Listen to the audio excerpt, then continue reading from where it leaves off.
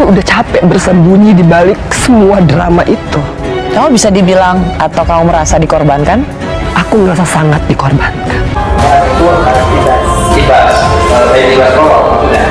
Tentu yang dimaksudkan adalah panitia pengarah yang ketuanya adalah Edi Baskoro Yudhoyono sebagai pihak yang paling paham tentang seluruh rangkaian acara dan bagaimana kongres diselenggarakan.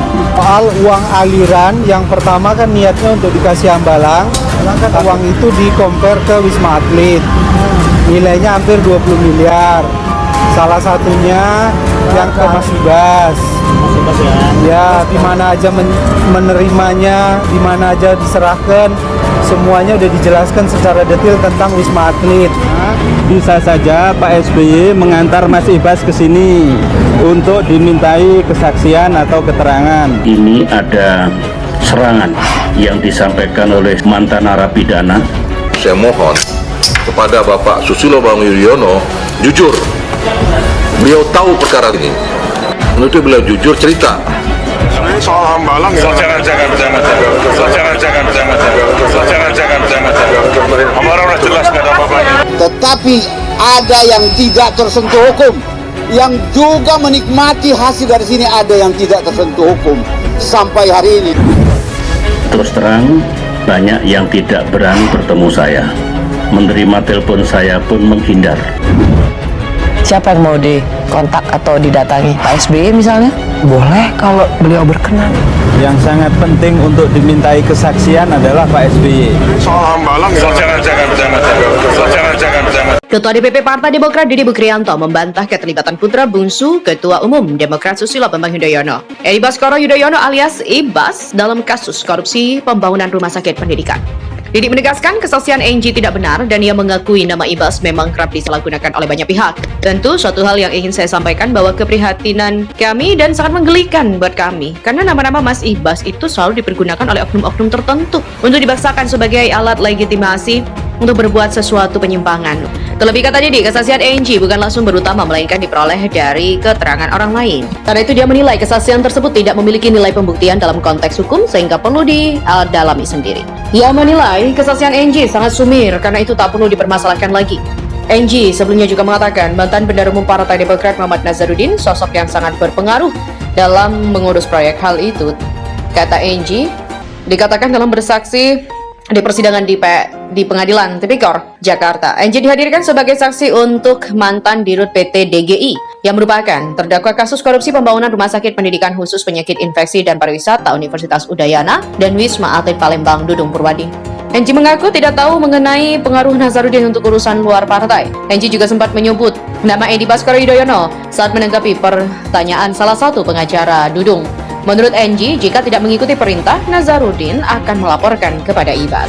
Kurun waktu dari 2011 ke 2012, sebenarnya eskalasi untuk menyingkirkan Anas itu sudah muncul. Bayangkan itu, dari 2011 Musda Muscap, 2012 mengundangkan FKPD, awal tahun itu akhirnya SBY sudah sepertinya semua operator gagal melawan Anas. Karena dilawan dengan Anas dengan halus, tidak pernah frontal. Mas Anas ini tidak pernah frontal melawan SBY, selalu diikuti alurnya. Langgamnya beliau diikuti sehingga susah ditaklukkan. Nah akhirnya 4 Februari SBY mungkin sudah nggak tahan. Di sini desain sebenarnya kalau kita sudah baca bersama-sama di Duren Sawit waktu itu, SBY sudah mendesain bersama oknum di KPK bahwa Februari harus sudah selesai ini. AU harus sudah selesai, pengambil alihan sudah bisa dilakukan.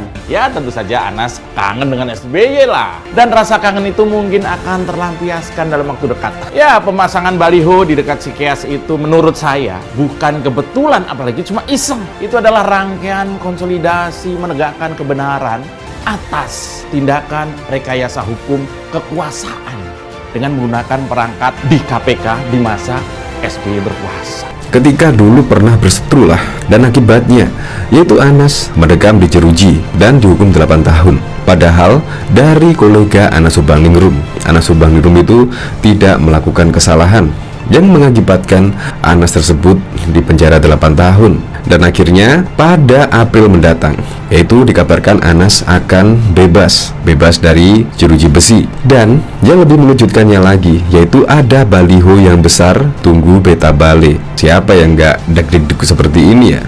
Baliho berukuran besar dengan wajah Anas Urbaningrum terpasang di persimpangan tol Jatikarya, Cibubur. Lokasinya tak jauh dari kediaman pribadi SBY di Cikeas. Dalam billboard ini juga tertulis "Tunggu Beta Balik". Meski terpasang di dekat rumah SBY, Ketua Umum Partai Demokrat Agus Harimurti Yudhoyono pun mengaku belum melihat baliho itu.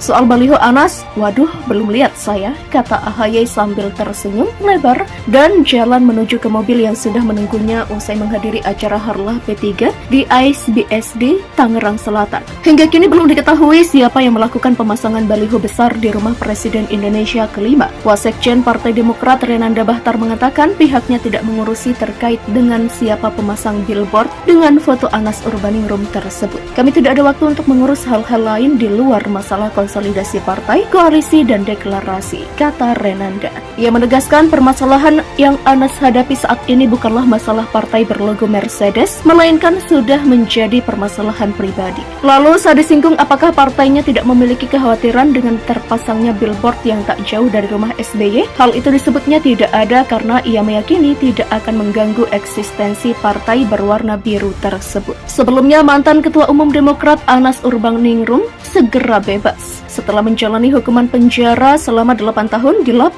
lapas Sukamiskin. Anas diketahui terbelit kasus gratifikasi mobil Harrier dan korupsi proyek Hambalang. Awalnya Anas divonis 14 tahun, lalu PK memutuskan jadi 8 tahun. Anas akan bebas sekitar bulan April 2023. Namun fotonya sudah terpampang besar di sejumlah titik lokasi Jalan Jakarta.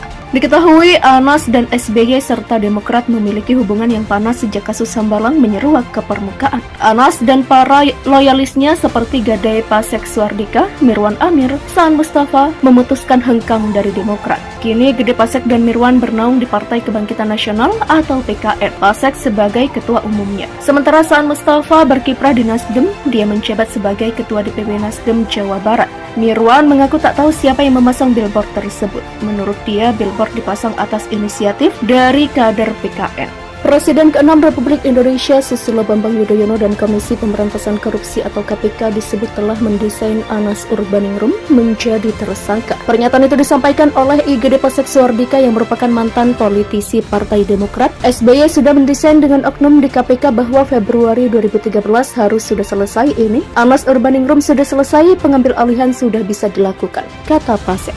Pasek kemudian merunut bagaimana SBY memberikan sinyal politik kepada KPK untuk segera memproses Anas Urbaningrum. Sinyal itu, kata Pasek, disampaikan SBY saat kunjungan kerja kepresidenan ke Jeddah. Tanggal 4 Februari 2013 itu jelas sekali itu pidato SBY kepada KPK, spesial sekali. SBY pidato dari Jeddah menyampaikan kepada KPK dengan bahasa kalau salah katakan salah, kalau tidak salah tolong jelaskan kenapa tidak salah, ucap Pasek meniru SBY. Mestinya kan kalau salah katakan salah, kalau benar katakan benar, kalau terbukti katakan terbukti, kalau tidak terbukti katakan tidak terbukti. Itu logikanya. Nah, karena narasi kalimatnya seperti itu bahasa politik yang dibaca pesan kekuasaan kepada KPK bahwa barang ini harus sudah selesai, tambah Pasek. Kemudian 7 Februari 2013, Pasek menceritakan bahwa media mendapat keterangan dari Syarif Hasan jika Anas Urbaningrum sudah ditetapkan tersangka oleh KPK. Meski dibantah oleh Syarif Hasan, kata Pasek, tetapi kemudian ada sprindik Anas Urbaningrum yang bocor.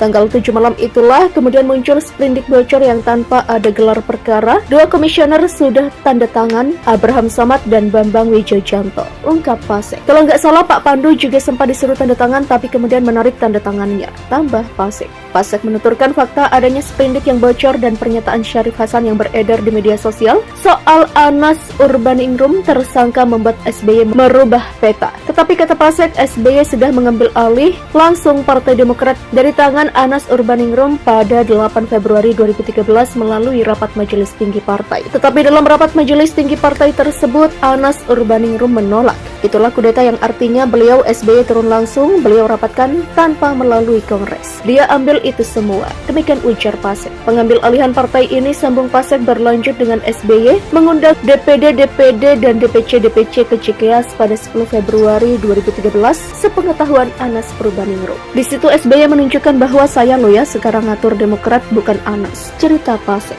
Lalu kemudian SBY kembali membuat kegiatan pada 14 Februari 2013 kepada pemilik suara di Partai Demokrat. Undangan tersebut bukan ditandatangani SBY tetapi Jero Wacik dan Edi Baskoro Yudhoyono. Dalam bacaan Pasek, SBY ingin kegiatan tersebut diarahkan kepada KLB untuk menyingkirkan Anas Urbaningrum. Tapi kan statusnya Mas Anas waktu itu belum juga menjadi tersangka. Ini tampaknya bikin SBY gregetan sama KPK ini. Nggak imbang, nggak ikutin, gara-gara sprindik tanggal 7 bocor. Jadi ini penetapan tersangka Anas Urbaningrum belum keluar. Beber Pasek. Upaya menggeser Anas Urbaningrum berlanjut di tanggal 17 Februari 2013 dengan membuat Rapimnas. Sebelumnya, kata Pasek, Anas dipanggil SBY ke Cikeas pada 16 Februari 2013 malam, tetapi dalam situasi yang sama KPK juga belum menetapkan Anas Urbaningrum sebagai tersangka hingga Rapimnas. Anas baru ditersangkakan tanggal 22 Februari, ujar Pasek. Setelah ditetapkan sebagai tersangka, Pasek menceritakan Anas Urbaningrum kemudian mundur dari Partai Demokrat sebagai komitmen atas fakta integritas. Dari penetapan tersangka 22 Februari 2013, kata Pasek, Anas baru diproses sebagai tersangka 10 Januari 2014. Baliho berukuran besar dengan wajah Anas Urbaningrum terpasang di persimpangan tol Jatikarya, Cibubur. Lokasinya tak jauh dari kediaman pribadi SBY di Cikeas. Dalam billboard ini juga tertulis "Tunggu Beta Balik". Meski terpasang di dekat rumah SBY, Ketua Umum Partai Demokrat Agus Harimurti Yudhoyono pun mengaku belum melihat baliho itu. Soal baliho Anas, waduh, belum lihat saya, kata AHY sambil tersenyum lebar dan jalan menuju ke mobil yang sudah menunggunya usai menghadiri acara Harlah P3 di AISBSD Tangerang Selatan.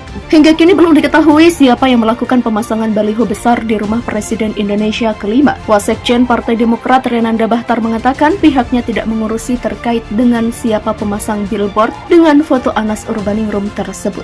Kami tidak ada waktu untuk mengurus hal-hal lain di luar masalah konsolidasi partai, koalisi, dan deklarasi, kata Renanda. Ia menegaskan permasalahan yang Anas hadapi saat ini bukanlah masalah partai berlogo Mercedes, melainkan sudah menjadi permasalahan pribadi. Lalu saat disinggung apakah partainya tidak memiliki kekhawatiran dengan terpasangnya billboard yang tak jauh dari rumah SBY, hal itu disebutnya tidak ada karena ia meyakini tidak akan mengganggu eksistensi partai berwarna biru tersebut.